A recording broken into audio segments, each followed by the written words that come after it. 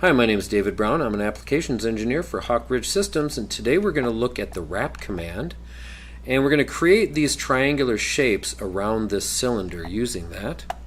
So basically what I'm going to do is I begin this with just a portion of that cylinder, and in order to create this feature I need to have three separate wrap commands. Each wrap command can only contain a single enclosed contour. You can't use open contours. So what we're going to do is I need to insert a plane that's parallel to the front plane or right plane, doesn't matter, and tangent to the surface of this cylinder. So I'm going to choose my front plane, reference geometry, a plane. My second reference is this here, and I hit OK.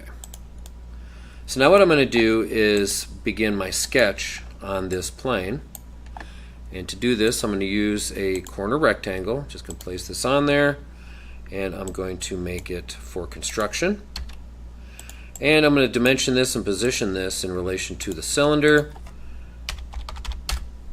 I want to have enough room on the top for one of my wraps, and I'm going to attach this right to the edge of that. Now here's the important one. I'm going to dimension this, and once I get my dialog box up, I hit the equal sign to go into a setting up an equation. I select the face of the cylinder and choose the diameter dimension that's displayed times pi. This ensures that the distance or length of my construction geometry here, my rectangle, equals the circumference of the cylinder. So I'm going to go ahead and finish dimensioning this. Grab my line. And actually, before I do that, I'm going to break this bottom segment into segments, actually. Choose my segment tool, select that line, add 5 sketch points in there, hit OK, and now I can begin to draw my triangles. And I'm just going to make sure that I am setting coincident relationships only to this construction geometry and tying these to these segment points. That helps me lay this out very easily.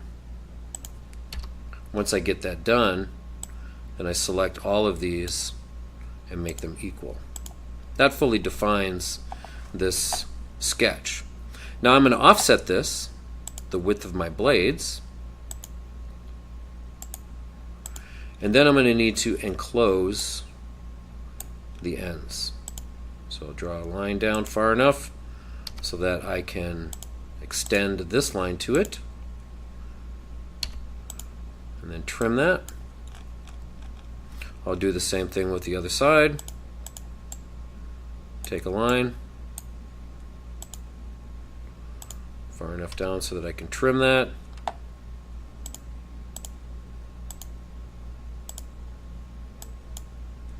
And I want to make sure that this stays collinear and fully defined. I don't want anything that's underdefined, because I want to make sure that if I make changes to my cylinder, that will fully define that. Okay, now I'm fully defined. Exit my sketch. With the sketch selected, I'll now choose my wrap command, choose the face,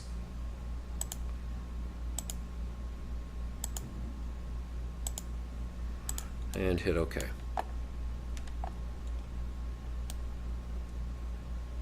And that fully defines that shape.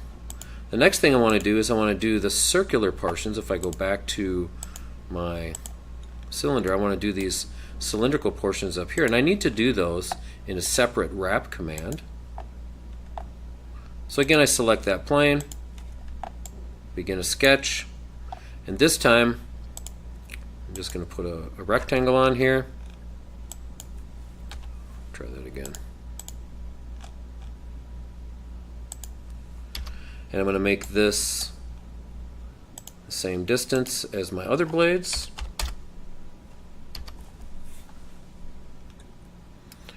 And what I need in this one is I need a center point or center line going down through here so that I can position this. And I'm going to select this and one of the vertexes and make that coincident to position that on there. I'll drag this end over, make it coincident to the edge of my part, and now I can dimension this. And again, I'm going to do the same thing as I did with the other one and build that equation. Times pi. Okay. Exit my sketch. With the sketch selected, choose wrap, the face, direction of pull, and now I'm able to fully put that on there. Hide that plane so you can see it. Now I do the same thing on the bottom part, and then what I would do is, let's take a look at how I finished this cylinder. If you want to do that, I'll just go ahead and I'll step through this for you. So here's how I did that. Created the cylinder, inserted the plane in the first wrap and the other two wraps, and basically what I did here is I did these half the thickness that I needed. On the top I needed a little bit of a space, so I have to delete this, and I clean that up. So now I have an exact shape. And when I double that, when I mirror that, that thickness that's half over here actually adds to the other and makes my full thickness there. And then I continue to mirror to get my full cylinder.